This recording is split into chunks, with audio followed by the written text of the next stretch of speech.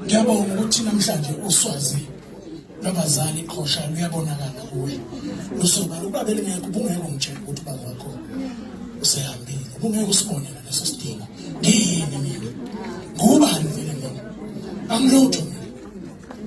Kodwa wena ubonile ukuthi njengengqondo yakho ifiqe endimeni, njengengqondo yakho ekuphethe kwezomculo noma sekuvela izinto ey'thile, yazizwa ukuthi sekunesimo isikanje.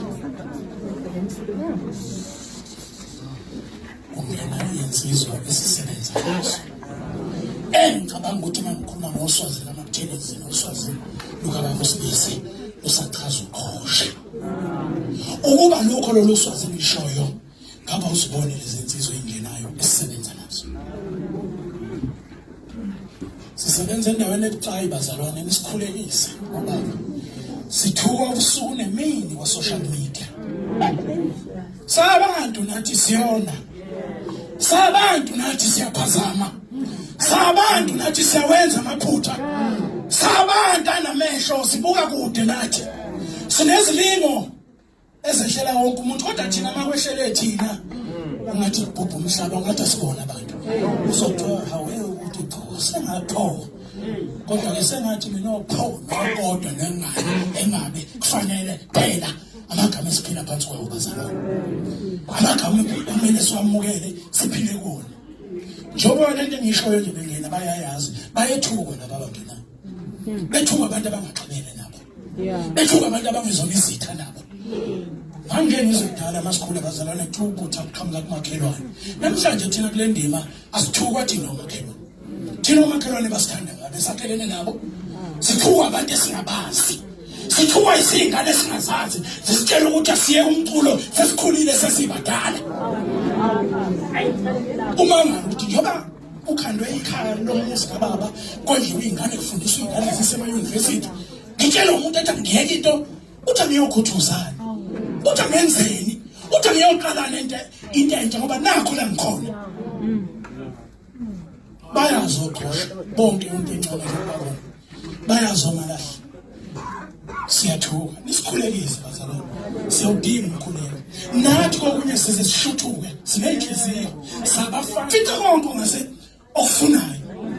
Kodwa sikhulisiwe ngenhlonipho yokwazi umuntu sicela umkhuleko bazalwane kule ndima esikuyona. Kukhulekiswa ingane eyizalwa banethu. Kukhulekiswa abazukulu.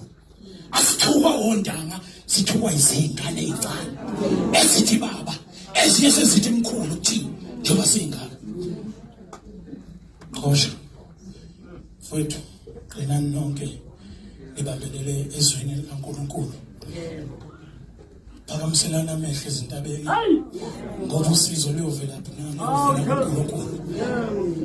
Lokho kuyoqeda imidlinzo nemicabango ongesiyo ukuthi ubaba nje obelelelana kwasha kwagcina kwavutha amalanga esekufika isikhathi. uNkulunkulu wamazi seyihlule uyena namhlanje wanquma insuku zakho uSibisi ukuthi mabahambe kanje.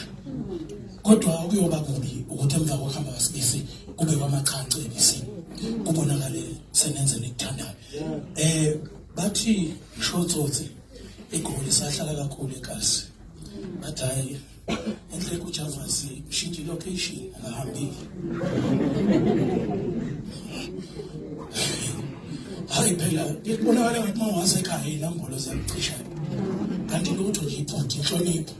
Konke sikubonile sakwazi nobaba ushintshe indawo samahlazi.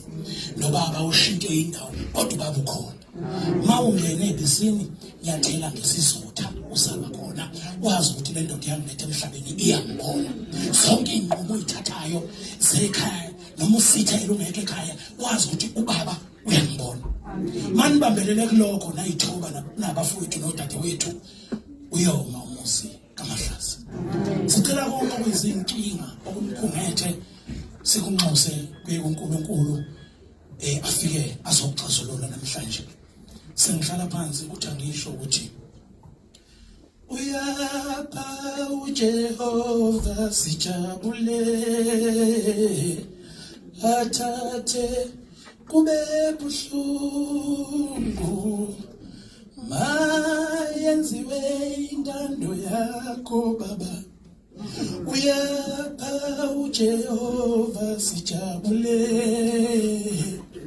athathe kube buhlungu mayenziwe intando yakho baba wasipha semukela sajabula futhi sathokoza sesimjwayele usemthathile mayenziwe intando yakho baba uNkulunkulu abusise nekuzwini amen.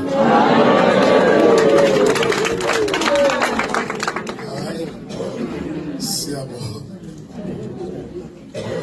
Wasifika kumhlalisa phansi ngoba cishe sengathola nje nesikhala sokushaya ibhasiketi.